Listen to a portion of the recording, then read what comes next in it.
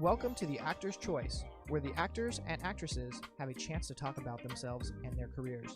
Join us now for the next hour as we explore the marvelous industry of acting by actors and actresses from today's exciting show business world. And now, direct from Hollywood, here's your host, Ron Brewington.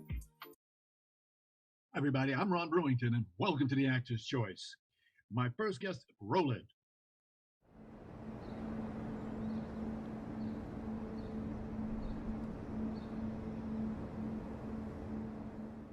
What are you gonna do? I don't know. I'm sorry. No. Don't be. Who else knows? No one. Just you. Marvelous. Ladies and gentlemen, my first guest today comes from Richmond, Virginia. She received her professional training in acting at numerous schools, including USC, School of Dramatic Arts, yay, go USC, and the NYU Tisch School of Arts, go Tisch, go Tisch. She's attended in theater, film, and TV, was an art model in Budapest, Rome, Paris, London, and Cairo. Ladies and gentlemen, please welcome actress Natasha Tina Liu. Greetings, my dear. Greetings, greetings, greetings. Good to see you, and welcome to The Actor's Choice. I read your biography. Got a lot of stuff in there, young lady. But to be so young, she got 26, 23 acting credits. Not bad for your age. Not bad. And moving on, just moving on. As I read the biography, I see you have traveled around the world, gaining exceptional information. What was that like, traveling all around the world? Felt like it was a culture shock for a lot of the places I went to. I went to Cairo, Egypt, and to see, kids on the street selling various things and not in school. It's just like and the traffic is so different there too. It's like, if you think LA traffic is bad, try being in traffic with a bunch of cars and animals and children riding those animals on those streets. Yeah, it was just so different there. Wow. Wow. Now, you started taking seriously the arts, what, was the age of 5? No, I wish the age of 5. I started taking private voice lessons the age of 10, and I started acting seriously when I was 14. Wow. As you got older, the family was there. Talk about the support you got from family and friends and wanting to be an actress. So my family, it's interesting. I come from a family that has traditional Chinese, Taiwanese values. So my parents did not want me to pursue acting because it's so unstable. Any parent, they want the best for their kids. They want me to have like a stable income stream and that sort of thing. And acting's just not the most stable job. So they weren't all for it. But interestingly enough, even though they weren't verbally supporting me, my mom would drive me to rehearsals and she would like wait there the whole time and support through her actions more so. So I'm glad like at the end Go mom. Yes. Yeah. Go mom. Wow. Yeah, go mom. Yes. And now after all that y'all went through, look at you now. How does she feel now? How do I feel now? How does she feel? I know how how does my mom feel? That's a good question. I wish I could call her up. I don't know how she feels, but hopefully she's proud of me.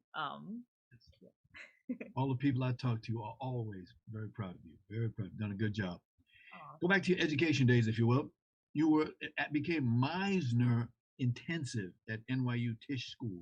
Any special reason? Why Meisner?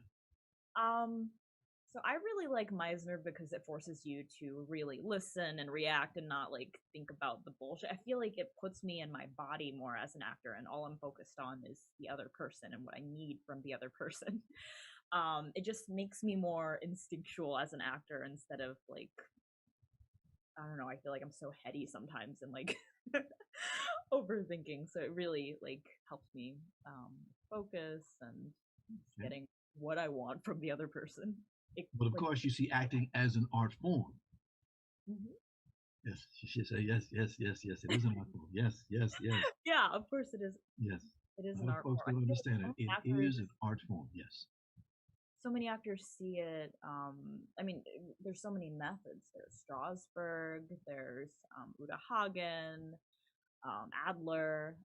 But yeah, I just felt most, I don't know, most challenged with Meisner. There's nothing like doing the repetition exercise. And then, I don't know, in some classes, I would get told like, you're not really listening, like really, really like listen and react. And yeah, the repetition exercise was Got always you. super Got you. helpful. Now let's look at some of the acting projects that you've done so far. 2014, you did a short drama animation called We're Okay. What was that experience like? Oh my gosh, that was from. So I went to a boarding school called Interlochen Arts Academy, and that was actually a student project at Interlochen that made it into a bunch of film festivals, like the All American High School Film Festival, and I believe it made it into NIFTY too, the National Film Festival for Talented Youth. It was directed by Kira Bursky, who I was classmates with at Interlochen. And yeah, I was really glad I could make her vision alive and take part in that particular film.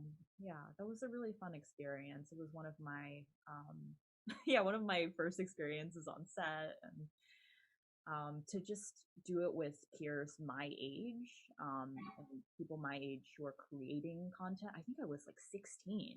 So yeah, being at Interlochen was a very amazing experience because it's not like you're on like a Hollywood set with like people twice your age and you're being like told what to do. It felt like so collaborative with, people my own age. It's interesting. Here you are, Nikki, new in the business, and you're on set with these people who have all kind of experiences. Does it make you ever feel humbled?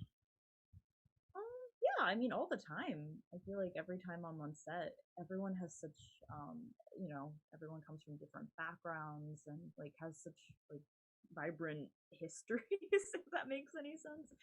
I remember the first time I was ever on a professional set, it was for a show called Here and Now on HBO, and the actor that I was in a scene with, he had been on Broadway and the first national tour of Miss Saigon, and he was telling stories of his time. And it's such a small world too. He knew some of my teachers at the Interlochen Arts Academy. He had actually like gone on a tour with one of my teachers. So yeah, such a small world. But you did get your first IMDb actress credit. Yeah. Yes. People say, who is this IMDb? Who are these people? These are the people that keep track of all the work that these actors, actresses, producers, et cetera, do. So that when we need a biography to know, well, what were your past experiences? What did you do? We go to IMDb. Yeah, exactly. It's a good way to keep track of everyone. Indeed. Fast forward to 2017, madam. Starting to get used to the acting business now. Shoot, you're including auditions. I mean, you was knocking them auditions down. We call them the Big A, by the way. Knock them down. You had a dancer role in a TV series called Going Viral. Oh, oh my goodness. I used to do a lot of improv at UCB. And my friend Adam, he, like, a lot of young actors nowadays, he started a web series called Going Viral. And yeah, it was just fun to be a part of that. It was a lot of improv, and we were all on an improv team together, and he wrote and directed and just like did everything, which is really cool. Yeah, so yeah, that was me supporting my friend. Gotcha. I really missed improv because of the pandemic. There's not much in-person improv going on. Mm-hmm. Talk about the circles that you hang out with. The circles? Yes. The people you hang out with, folks. Well, I mean, right now, because of COVID, I'm just hanging out with my boyfriend and my cat. So that's my circle of people. Oh, that was the cat you were talking about. Oh, okay. Yeah, we won't talk about him, ladies and gentlemen. Okay. What's his name, by the way? My cat's name is Kit Kat, and he was yelling at a stray cat outside, like, all morning. It was like Romeo and Juliet. He got up on our little balcony, and the other cat is like right below, and they're both orange. And it was like Cat Romeo and Juliet. But yeah, I feel like that's kind of my circle right now in terms of people I see in person because like everyone's trying to stay safe about COVID. But one thing that I am really happy about, happy to include in my circle during COVID, I've started volunteering for Streetwatch Los Angeles, and they help unhouse people, and I'm specifically a part of the Mid City chapter. So on Sundays, we do something called the Power Up Table, and we provide meals, snacks, places for unhoused people to charge their phones, tablets, whatever they need to charge. Mhm. Yeah, I feel like the pandemic's already really hard on everyone, so it's just like the people that are hit the hardest are the unhoused. They need to file their taxes. They don't even like most of them didn't even receive stimulus payments. So I just feel compelled to because yeah, it's hard out there. So I feel compelled to help my own neighbors. Got you. Got you. Okay. 2018, another TV series you did called Here and Now. You just mentioned it. You played Duck's mother. Okay. Yeah. What kind of roles do you look for? I look for roles that have a deeper backstory, if that makes any sense. I love it when, like Duke's mother, that particular role, she's a prostitute in Vietnam in the 90s to support her child, Duke, and Duke's one of the series regulars on the show. So I feel like they cast me because I was only 19. Like my face looked like so round and young, so it makes the story even more heartbreaking to see someone that age having to support a child and do what she has to do for a job. And I love like roles where I can explore like multiple parts of myself because I do look a certain way, but I have I used to work as a dominatrix, so just like exploring different parts of myself and exploring parts of myself that I don't necessarily want to explore. I love projects that are, I don't want to say, well, no, I love projects that are political, that are trying to get a better message out there. Okay. All right.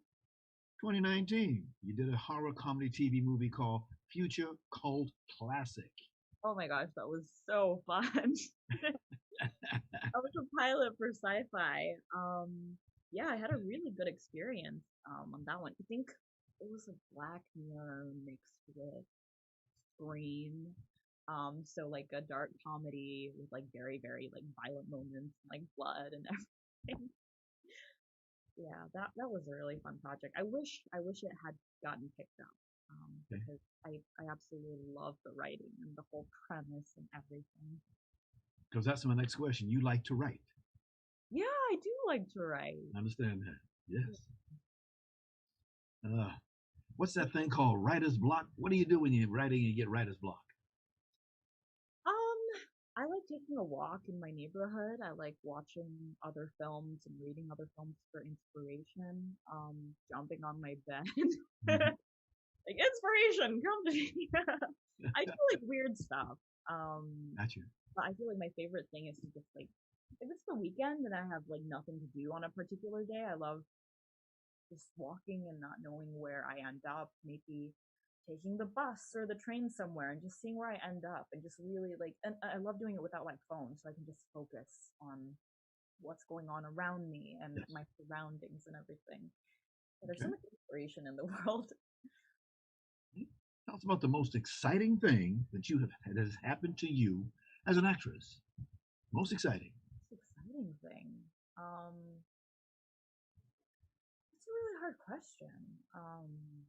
I think the most exciting project I've worked on so far was Man of God at the Geffen Playhouse.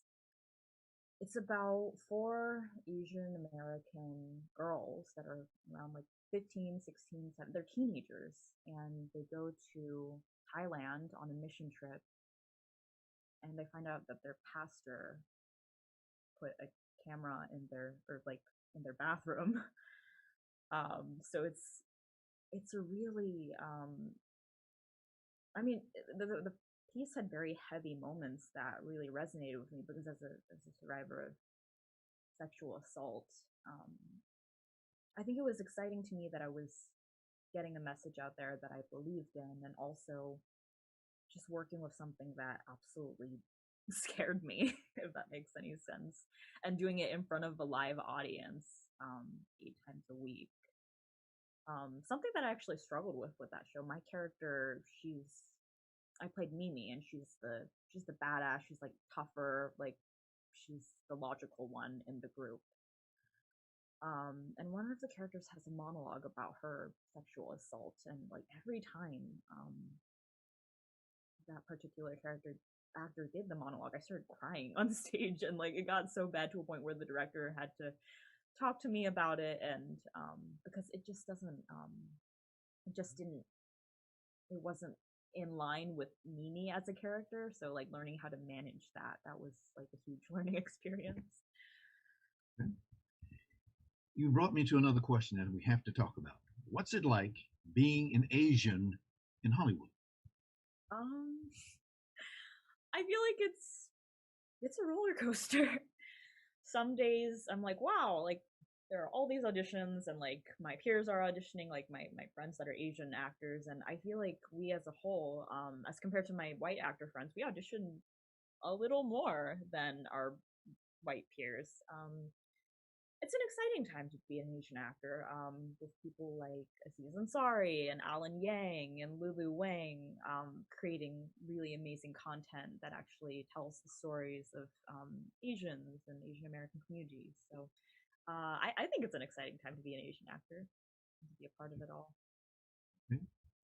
Last year, you were in a special project called Searching for Anna May Wong. Roll it, Tony. Hi, my name is Natasha Liu, and I'm an actress. I thought I have cried, I've been broke, I've been cries of joy as if to greet my father's happy fate. I'm Natasha Liu. This is my story, and the stories of other Asian actors in Hollywood.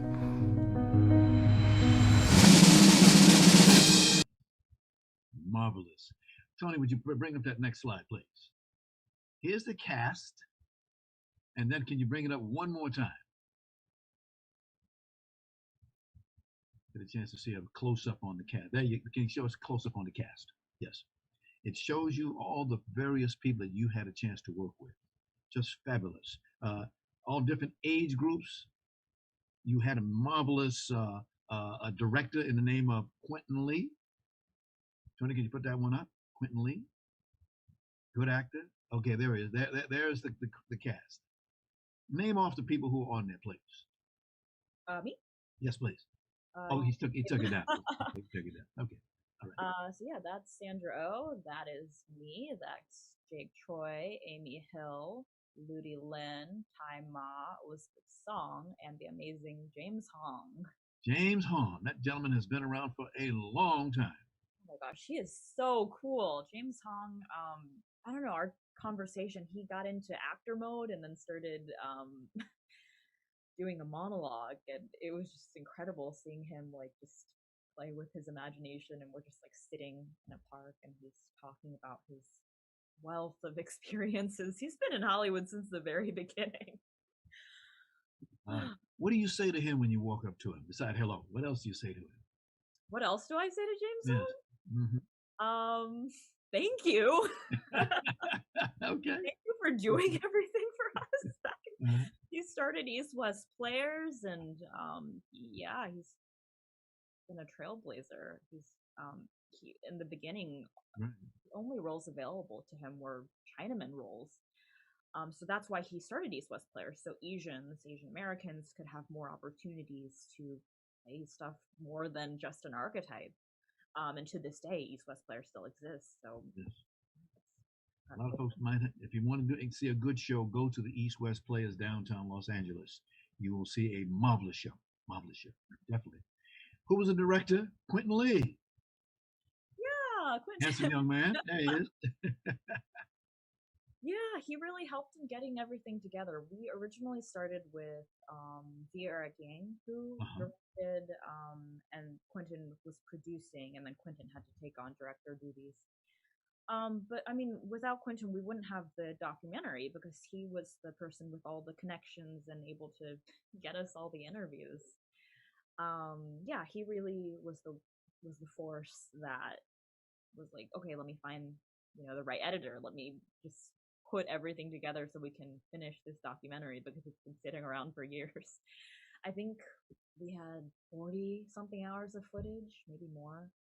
That Denise Chan, oh my gosh, bless her soul. She was the editor that had to edit all that footage and put it together in a 30-minute documentary. I can't even imagine. It's marvelous, marvelous. What kind of reaction have you gotten from the public for that documentary, to your knowledge? I've gotten a couple of people who have DM'd me on Instagram saying that they're, supporting my journey, and some people have asked me for advice, and I feel very, I feel very flattered because, I mean, honestly, I don't feel that far along in my career, so I'm like, oh, thank you for asking me for advice. I don't know what I'm doing yet, but I feel like actually I don't know if anyone knows what they're doing in this industry. It's like such a roller coaster. It's like, does anyone know what they're doing? Hello. But with the experience I do have and the training that I have, I feel flattered that they want to know information that I know, and I'm happy to freely give it away. I know a lot of people out there that like,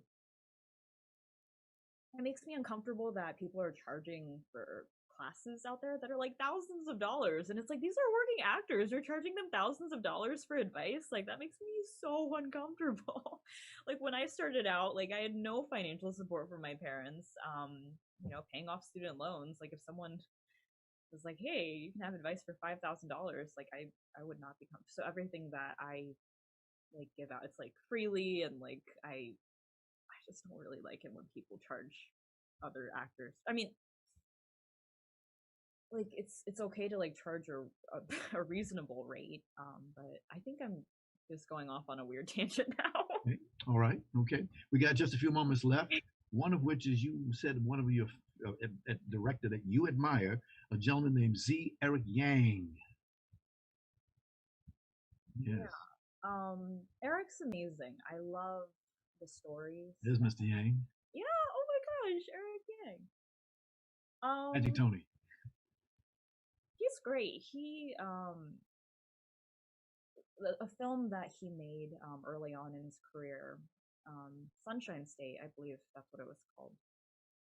That was the short film that really made me want to work with him. Got you.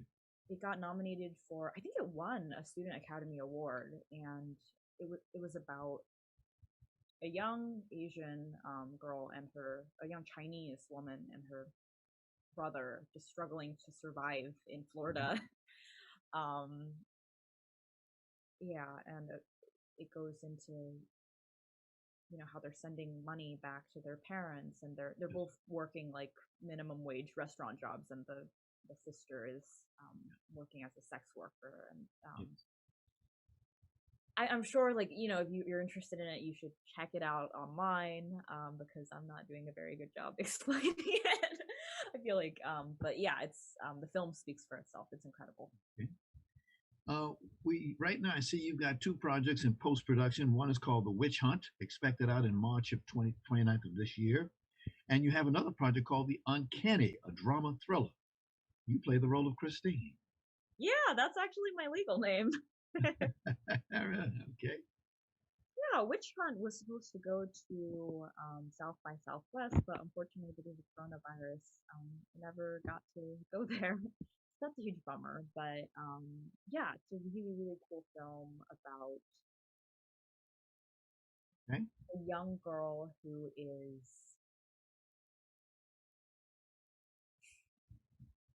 there are basically like witches have been outlawed in this world, and her and her mom, they're hiding a witch in their home.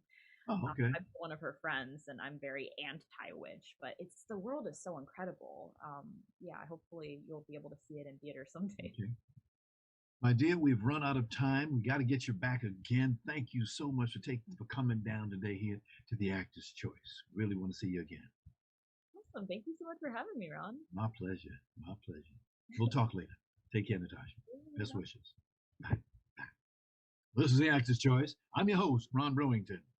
Ladies and gentlemen, the Actor's Choice is something sweet for one of our loyal followers. Just one. Until 12:01 a.m. Pacific Standard Time on Wednesday, February the 10th, we want you to enter our Valentine's Day giveaway to win our special edition tote bag filled with delicious Seas candy and our red and white logo mug. Now, here's what you got to do to enter.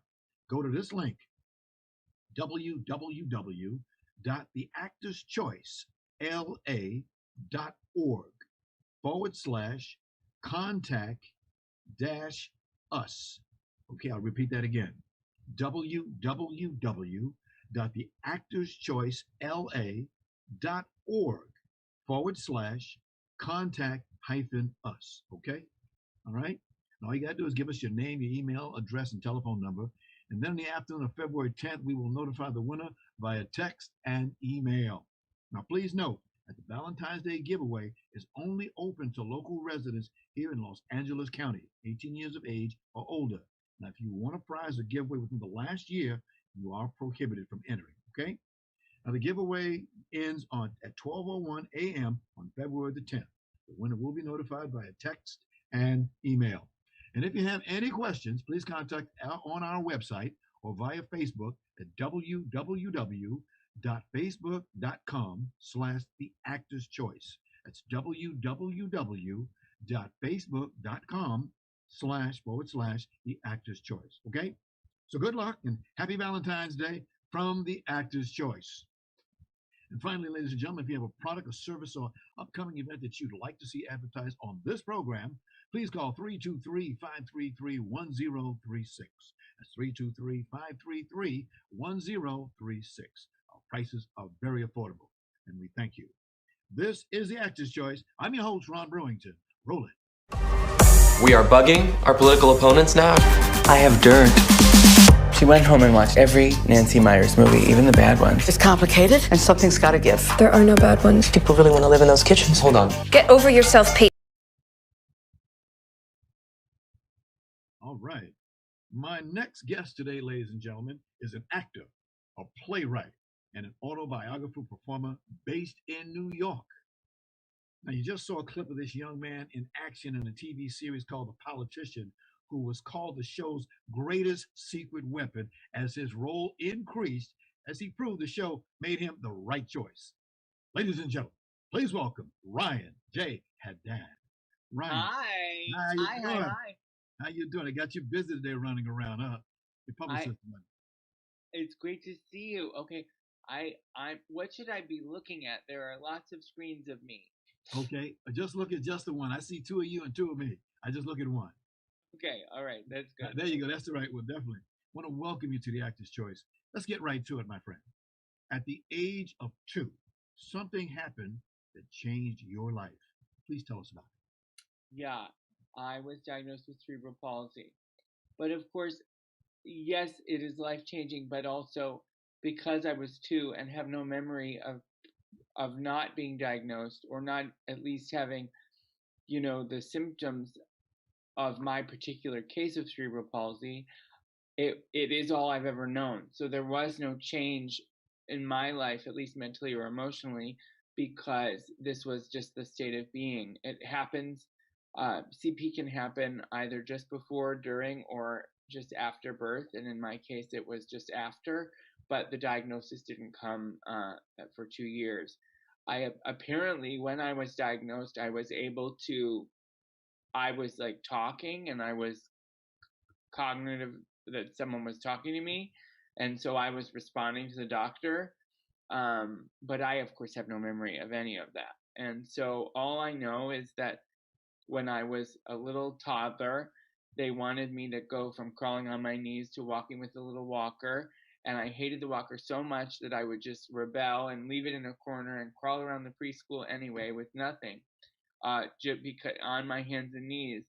And then they finally got me into using the walker. And that is the same model of walker that I've been using now since then. And I'm almost, I'm 29. I just turned 29. So I keep saying almost 30, but it's only been a month of 29. So I got to give it a little time. 29, watch out. But it's been a long time. It's been a long time with that walker, 26 or so. years. And obviously it's a different size and things, but the model is the same, and it's what I'm used to. And so for me,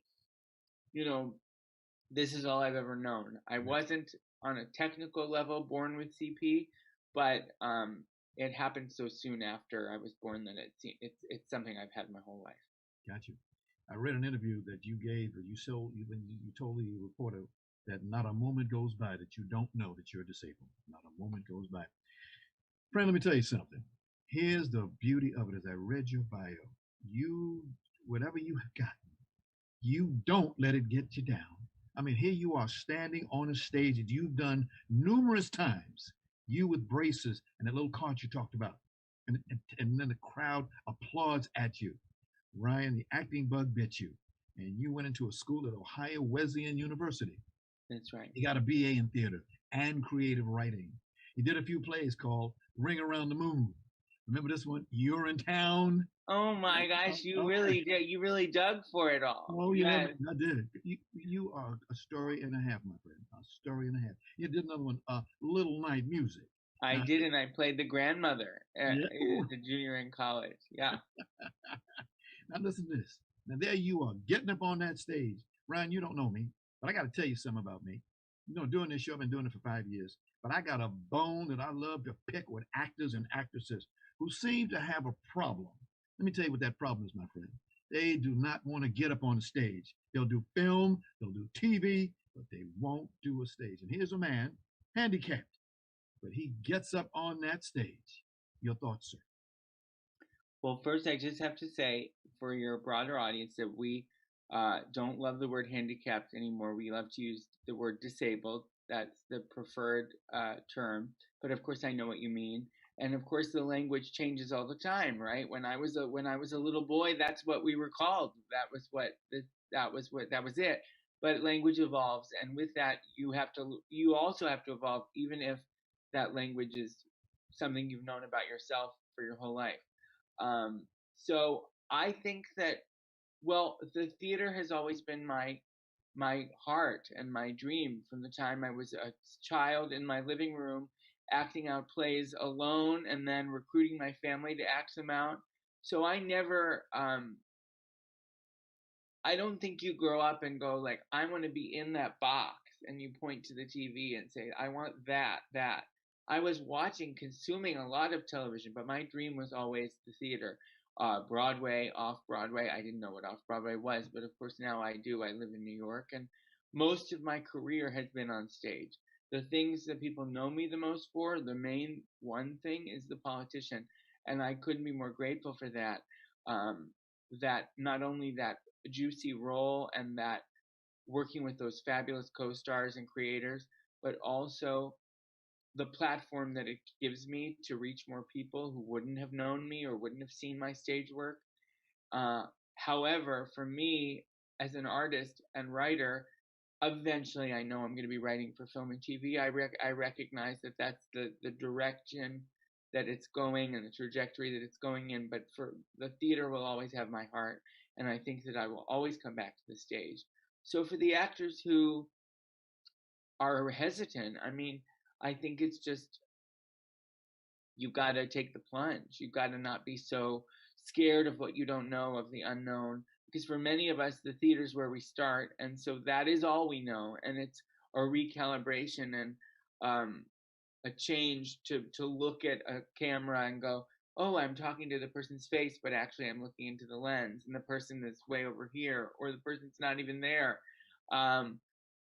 That's new. So just in that way, the stage is new too, and it's a beast of a craft to do a whole, start and stop. There's no stopping. There's no start to finish. I mean, not start and stop. Start to finish, no stopping. You're just out there. You're vulnerable. You're raw, and it's you and the audience. There's nothing better, and there's nothing more exhilarating. So I would say, try it. Maybe it won't be for you, but I don't know why you would count that out if it's not something that you've encountered before, because it could spark a lot of joy. Thank you, Ryan. Thank you very, very much. How many plays have you done, sir? Gosh, I don't know the number from childhood and school and community theater and college.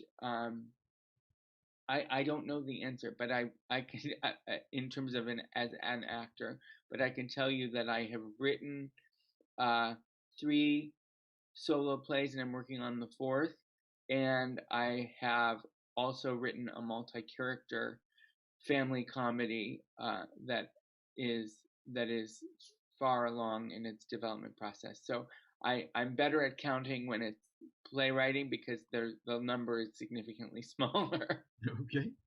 What's it like being on a stage on Broadway in New York City? The only time I've ever been on a Broadway stage so far, to be very frank with you, is stepping on after a performance to go greet my friends who were in the show. So I would come on at the end when the audience was gone and give people hugs and take pictures. I've never performed on Broadway yet, and of course someday I would love to. That's been, my dream since childhood and before I'd ever had any inkling of what Broadway really looked like. I just knew it was this thing and this goal to push for, and I know that my family has been rooting for me to get there, and I think I will someday, whether it's a play or musical that somebody else wrote in a part that fits me nicely, or if it's one of my pieces. I have no idea, and I don't know what that timeline will be, but I know that at some point it's going to come, and I can't wait for it to happen, because I think of that little 5-year-old boy in the backyard, 6-year-old boy in the backyard, and I owe it to him to sort of get there, because that's what he wanted, and there were many bumps in the road where I thought, oh, maybe this isn't possible, but now I've gotten to the point where it really feels like it's going to happen. It's just a matter of when and how.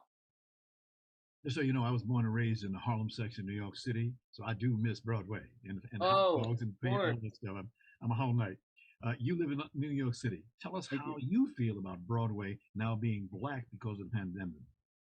I mean, I think it's devastating, and the industry has been detonated, and it's not just actors, it's not just writers or directors, it's stagehands and crew and parking attendants and makeup and wigs and costumes, and I mean they're just name it, and there are all these jobs and all these humans and all of these livelihoods that have been put on pause, and I'm hoping that we all have it in us to stick around and wait it out, but I know that for everyone that's not always the case, and that finances are a concern, because when you go from having a salary that is livable to having no salary at all, with no signs of one coming for another 2 years, then you've got to make some changes and some choices, and not everybody has the ability to stay here in New York and wait it out, and maybe have to switch careers in order to support themselves and their families. I went home for 8 months. I was in Ohio with my parents, and I barely left their house ever, because I'm a disabled guy, and I was scared of vulnerability in the pandemic, of making it unsafe for me to be here by myself. So I left, and I just got back in November after having been gone. So it's and I walk around and I see, with my mask, of course, or 2 masks now that they have those variants that are very scary, and I see the theaters that are dark, and I have great hope for what's to come at the end of this road, and beginning of a new one. It's just a matter of, do we have the resources to sustain the people that make the shows happen, both now and when we return, or is it going to become an even more exclusive profession where you really have to have, where it's really about having money in order to survive? That's a big difference. I mean, I know that for actors, it is always touch and go. You don't know when the next job is going to be, and we're always auditioning. And are the auditions going to stick? Are we going to book one thing or two things or anything? But I don't know that, you know, every artist and every component of the theater is used to that volatility that actors are. And so, and I think another big difference between stage and TV and film is when you get to a certain status on screen, your paycheck is far more significant than it would ever be on a stage. Gotcha. And therefore you are able to have a cushion for when there are emergent situations, whereas stage actors don't have that luxury. And so I think about, of course, the shows. I miss my whole social life was going to 3 or 4 plays a week. That was it. And maybe going to a meal before or after, and seeing friends that way. So I really, my soul misses it as an audience member and as a spectator, but as a person in the business, I'm just thinking about the humans who are out of work and desperate to come back to work. And we're live, right? This is live. So the Super Bowl was last night. Yes. And I saw, and not that I watched a moment of football ever, but my mother said, you know, turn on the halftime show, and I did. And I heard that there were a lot of cardboard cutouts. I heard that there were a lot of essential workers who had been vaccinated so that the audience was safe. But even to see what was for football, a fraction of the crowd, but still seeing people gathered in space together for the biggest sporting event of the year. Well, I'm glad for all those people that they got to do that. I was concerned for their safety watching it on a screen, but separate from that, I'm hoping that we get to a point where we want to extend the same opportunity to the arts that clearly we have just extended to a sporting event, because it's a sporting event and more people watch that, or it means more to more people in America. The arts mean a hell of a lot in America and in the world. And we are undervalued, as we've seen in our government and beyond. And so it was kind of a stark thing for me to watch, going, why do they get to do it? Why do they get to do it and we don't? And are they really being safe? And if they are being safe for real, and nobody is going to become sick because they attended the Super Bowl, then why can't we have the same infrastructure for the theater and for live events, period? Concerts, music, opera. Yep. I mean, it's a bit of a double standard. And that is, I couldn't help thinking that as I watched the halftime show, which was the extent of my viewing of the Super Bowl. Were you satisfied with the outcome of the game? Yeah. I had it on mute, so I don't. Here's what I'll say. No, because I'm from Cleveland, Ohio, and as you might know, the Browns did the best that they have done in decades and decades this year, and they were in the playoffs. And so, and I was watching those games with the volume on, not muted, and I sort of gave up when the Browns lost and left the playoffs. So I would have liked to see us get a little bit farther. Wouldn't it have been nice? Maybe next year. Okay. Ryan, we just got a few more minutes. I just want to bring to people's attention some of the things that you have done. You did a lot of movies such as Talented Kids Submission in 2009. You did Bull. You did The Politician from 2019 to 2020. And then in 2020, my friend, you did a lot that one year. You did The Politician. You did Love Repeat. That was a movie. You did Flourish. That was a short movie. You did Performers with Disabilities. This was a video that you played yourself. Inclusion, Authenticity, and Allyship. You did that one yourself. Then you did another one, Working in the Theater, a TV series documentary. You did that one yourself. And then you did another one with yourself, Ben Platt, live. Oh, his concert. Live. Huh? I mean, IMDb is weird. Okay, IMDb will give you credits that you maybe don't merit. I was definitely at Ben's concert live at Radio City with the rest of the cast of The Politician, and we were thrilled. And you can see me on the screen for about 0.25 seconds cheering him on. But I certainly, the fact that ended up in my IMDb is interesting. And IMDb. And I will say a few things.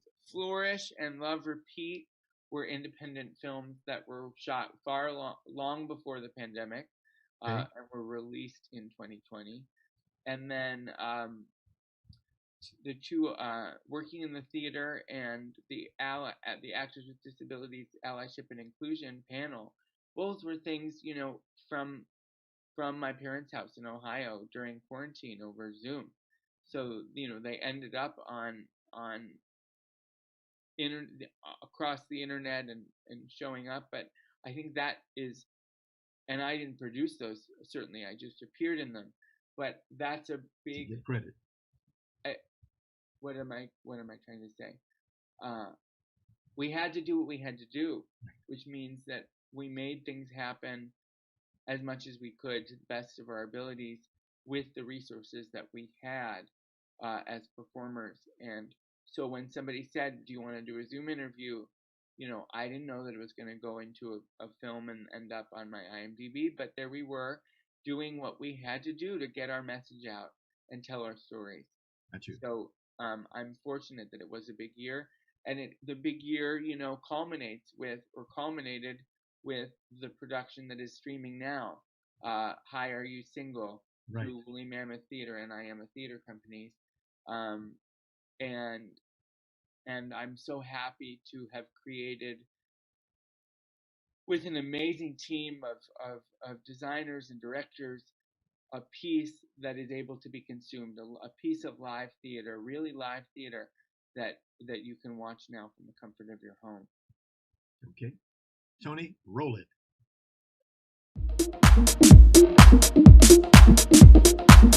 Oh, hi! You look absolutely terrific.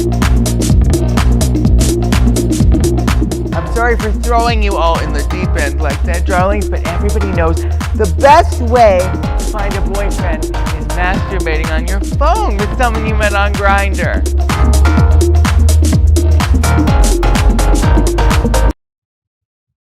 Wow. Are you single? Are you single? I am. Hi, Are You Single? Yeah. Streaming through February 28th, and you can watch it on demand at any time. Okay. How do you get tickets? Or give us expressions on how to see the show. Go to woollymammoth.net. That is WOOLLY mammoth.net. Woollymammoth.net. You can purchase your streaming access link at any time. You don't have to watch it right away by any means, but you can purchase access. I think the tickets are $20.99, $20.99, and it buys you a 48-hour rental that doesn't begin until you hit watch now. So you can carve out your own little hour. It's a quick hour on your weekend or your evening or your afternoon, depending on what your job situation is, and just enjoy an hour of the theater, and hopefully feel things and laugh. That's all we can ask for in these times. It's now in process, running through February 28th, I understand? That's correct. Through February 28th. Outstanding. By the way, for all the work you've done, you got a few awards there yourself. Can you show them that first one, Tony? Yeah, there you go. Rhymes, Unsung Heroes, Voices, Playwriting Commission recipient. Yes, that's through I Am a Theater Company, and I Am is a co-producer on this production of Hi, Are You Single? So they are based in Los Angeles. Yes. And you can also go to IAMAtheatre, THEATRE.com for information. So I'm very lucky that they gave me that award in the name of someone you might have heard of, Shonda Rhimes. Yes. and then came on as co-producer of this production, which is, I'm very grateful. You got another one. Can you show that one, Tony? If you'd like. There you go. There you go. Yes. That was great. That's a great honor because it's an international list of extraordinary people, not just artists, but all kinds of professions. And it was in honor of the 30th anniversary of the Americans with Disabilities Act. Ryan, I hate to do this to you. We got to go. The clock on the wall says we got to go. We can't do any overtime, but please come on back again. You and I got much more to talk about. God bless you, sir. So happy to have met you. Thank you for having me, and have a great afternoon. Thank you now. Thanks to our sponsors, Harvey Brandman Photography is an Art, Ron Irwin's High, Cool, Style, Passion, Heart, Larry Buford's Book to the Future, Time Travel, Message in a Capsule, State Farm agent Carla Green, and veteran actor Rob Brownstein, Actor Training, and Actors Space. And much, much thanks to our guests today, actress Natasha Tina Liu, and actor playwright Ryan Jay Haddad.